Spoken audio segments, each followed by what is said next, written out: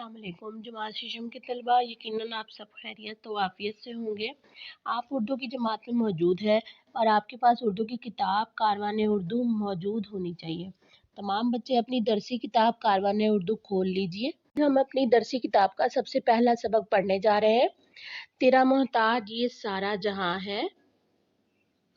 आप दरसी किताब का सफ़र नंबर 1 खोल लीजिए। बच्चों, सबक को पढ़ने से पहले हम कुछ मकासद देख लेते हैं कि आज हम इस सबक से क्या सीख सकेंगे।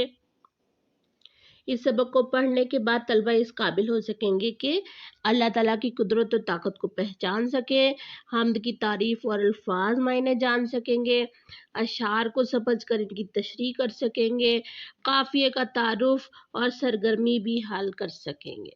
सोचिए बच्चों, ऐसी कौन सी ज़ात है जो हमारी हर वक्त और हर जगह हिफाजत करती है और दुनिया की हर नेमत से नवाजती है। बिल्कुल सही सोच रहे हैं बिल्कुल आप सब कि अल्लाह रब्बुल इज़्ज़त ही की वो ज़ात है जो हर वक्त हमारी हिफाजत करती है। अच्छा, ये बताएं कि हम्द किसे कहते हैं। जी बिल्कुल, जिसमें अल्लाह ताला की तारीफ बयान की जाए वो हम्द कहलाती है। जी बच्चों, आज हम जो हम्द बारी ताला पढ़ेंगे ये हमारे शायर हैं खालिद बज़मी साहब, उन्होंने लिखी है। आइए आज हम थोड़ा सा शायर के बारे में जान लेते हैं कि वो कौन है। खालिद बज़मी साहब जिन्होंने ये नज़्म लिखी है, ये मौजूदा ज़माने के वो शायर हैं जिनके लिखे हुए अशार, नज़में और कहानियाँ बच्चे बहुत शौक़ से पढ़ते हैं और इनकी नज़में, अशार और इनकी कहानियाँ अखबारात और रसाइल में भी शामिल होती हैं और ये आप जैसे छोटे छोटे बच्चे बहुत शौक़ से पढ़ते हैं इनकी कहानी। अज़ीज़ तलबा, आप यहाँ देख सकते हैं कि जब भी कोई नज़्म होती है तो उसके अंदर एक लाइन को, एक सतर को मिसरा कहा जाता है, जबकि 2 लाइन यानी 2 सतूर को शेर कहा जाता है। अगर शायर कभी 4 या 6 लाइन बयान करे तो इसका मतलब है कि वो एक बंद तश्कील दे दिया गया है। यहाँ पर हम अशआर की तशरीह करेंगे। पहला शेर है, खुदाया तू जहाँ का पासबां है। पासबां यहाँ पर हाईलाइट कर दिया गया है, वाज़े कर दिया गया है। आप अपने हाथों में पेंसिल या कलम थाम लीजिए और इसको ख़त कशीदा यानी अंडरलाइन कीजिए। पासबान का मानी निगहबान या मुहाफिज होता है। आप देख सकते हैं, आपको नीचे भी ये दिया गया है।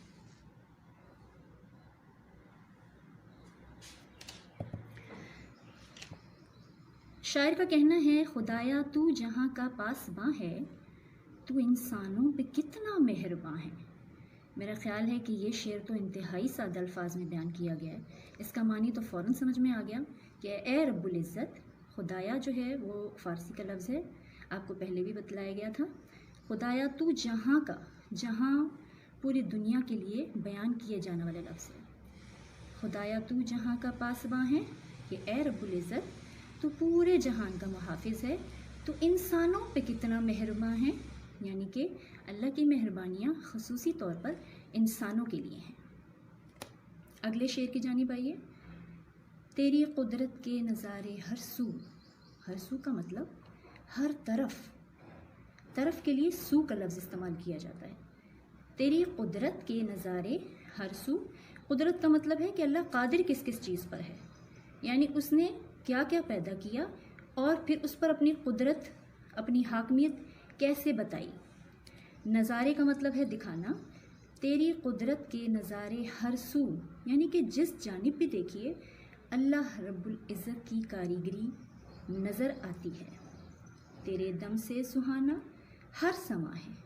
और यहाँ पर शायर का कहना है कि अल्लाह पाक ही की वजह से, उसके पैदा करने ही की वजह से सुहाना यानी प्यारा है। क्या चीज़?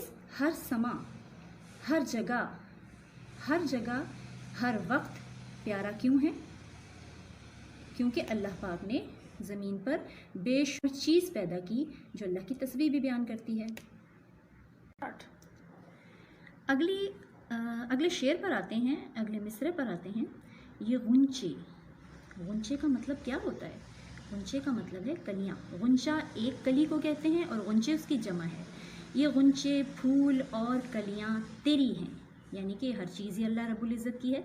تو چاہے وہ کلیاں ہیں یعنی کوئی چھوٹی چیز ہے، یہاں پہ تشبیہ دی گئی ہے، پھول ہیں یا اس سے اور بڑھ گئے ہیں، یا کلیاں پھر دوبارہ غنچے کے ہی ایک اور لفظ استعمال کیا گیا ہے۔ یہ غنچے پھول اور کلیاں تیری ہیں، تیرے باعث کا مطلب ہے وجہ سے، شگفتہ کا مطلب ہوتا ہے بالکل تازہ، تیرے باعث شگفتہ گلستاں ہے۔ اچھا، یہاں پر ایک بات اور غور سے سنیے کہ ویسے تو یہ لفظ گلستاں ہے، فارسی کا لفظ ہے اور اس کا مطلب ہے باغ، لیکن یہاں پر ہم اس کو گلستان نہیں پڑھیں گے، کیونکہ ہم نے ایک توازن قائم کرنا ہے پوری نظم کا۔ نظم کے اندر توازن ردیف اور قافیے کا برابر رکھنا بے حد ضروری ہوتا ہے۔ یہاں شاعر کہتا ہے یہ غنچے پھول اور کلیاں تیری ہیں، تیرے باعث شگفتہ گلستاں ہیں۔ اگر ہم یہاں پر پڑھیں گے تیرے باعث شگفتہ گلستاں ہے تو یہ ہمارا توازن خراب ہو جائے گا لائن کا، سطر کا، مصرعے کا۔ شاعر کہتا ہے کہ یہ ساری چیزیں، پھول ہیں، کلیاں ہیں، وہ تیری ہی تو ہیں اور کسی کی ملکیت نہیں ہیں۔ تیرے باعث شگفتہ گلستاں ہیں، یعنی اللہ رب العزت ہی کی وجہ سے، اس کی چاہت ہی کی وجہ سے، اس کے بنانے ہی کے باعث اللہ پاک نے ان باغوں کو سجایا ہے۔ گل سے گلستان، جس طرح پاک سے پاکستان، پاک لوگوں کی زمین، اسی طرح گل پھول ہے، اور گلستاں یعنی ستاں کا مطلب ہے رہنے والی جگہ، فارسی میں کہا جاتا ہے، گل پھول کو کہا جاتا ہے، خار کانٹے کو کہا جاتا ہے۔ اب اگر گلستاں کی بات ہو رہی ہے یعنی گلستاں کی بات ہو رہی ہے تو اس کا مطلب ہے وہ جگہ جہاں پر پھول اگتے ہیں یعنی باغ۔ تو اللہ رب العزت کی وجہ سے ہی یہ باغ تازہ ہیں، یعنی یہاں پر تازہ تازہ پھول کھل رہے ہیں۔ اگلے شعر کی جانب آئیے۔ زمانے کو ہے تیری ہی ضرورت، کس کی ضرورت ہے بھائی زمانے کو؟ زمانے کو اللہ رب العزت کی ضرورت ہے، اس کے بغیر تو کائنات چل ہی نہیں سکتی۔ زمانے کو ہے تیری ہی ضرورت، تیرا محتاج یہ سارا جہاں ہے۔ اب جو اس پوری حمد کا لب لباب ہے، جو اس کا مرکزی خیال ہے، وہ یہاں پر ایک سطر میں پیش کر دیا گیا ہے، ایک مصرعے میں پیش کر دیا ہے شاعر نے کہ در حقیقت زمانے کو اللہ رب العزت کی ہر حال میں ضرورت ہے، کیونکہ پورا زمانہ اللہ ہی کا محتاج ہے۔ یہ سارا جہاں، اس میں ہر چیز جتنی بھی کائنات میں اللہ رب العزت نے پیدا کی ہے، سب کو اللہ ہی کی ضرورت ہے۔ تیری قدرت کا کیا ہو ذکر یا رب، اگلے شعر میں شاعر کیا کہتا ہے کہ اے رب کریم تو ہر چیز پہ ہی قادر ہے، حتیٰ کہ درخت کا ایک پتا پیلا ہو کر زرد ہو کر ٹوٹتا ہے تو وہ بھی تیرے حکم سے ہی۔ ہر چیز پہ تیری قدرت ہے، تو وہ تیری قدرت جو ہے اس کا کیا ذکر کریں اے رب۔ رب عربی کا لفظ ہے اور پالنے والے کو کہتے ہیں۔ تو اے ہمارے پالنے والے، ہم تو بیان کر ہی نہیں سکتے کہ تیری قدرت کیا ہے، تیرے بس میں زمین و آسماں ہیں، یعنی اب کیا بیان کروں؟ ایک لائن میں، ایک سطر میں میں یہی کہہ سکتا ہوں، ایک مصرعے میں میں یہی کہہ سکتا ہوں کہ بس ہر چیز جو بھی زمین اور آسمان کے اندر موجود ہے وہ تیری ہی قدرت میں، تیری ہی احاطے میں ہے، تیری ہی بس میں ہے۔ آخری شعر میں شاعر کہتا ہے اگرچہ آنکھ سے اوجھل ہے ہر دم، اگرچہ یعنی کہ البتہ ہماری آنکھ سے اوجھل کا مطلب ہے غائب، البتہ آپ ہماری آنکھ سے اوجھل یعنی غائب تو ہیں، ہر دم کا مطلب ہے ہر پل ہر وقت۔ اے اللہ پاک آپ ہر وقت بے شک، اگرچہ کو بے شک بھی کہا جا سکتا ہے، بلا شبہ بھی کہا جا سکتا ہے، آپ ہر وقت ہمارے آنکھ سے غائب ہیں، یعنی ہمیں دکھائی تو نہیں دے رہے، مگر تو پھر بھی ہر جانب عیاں ہے۔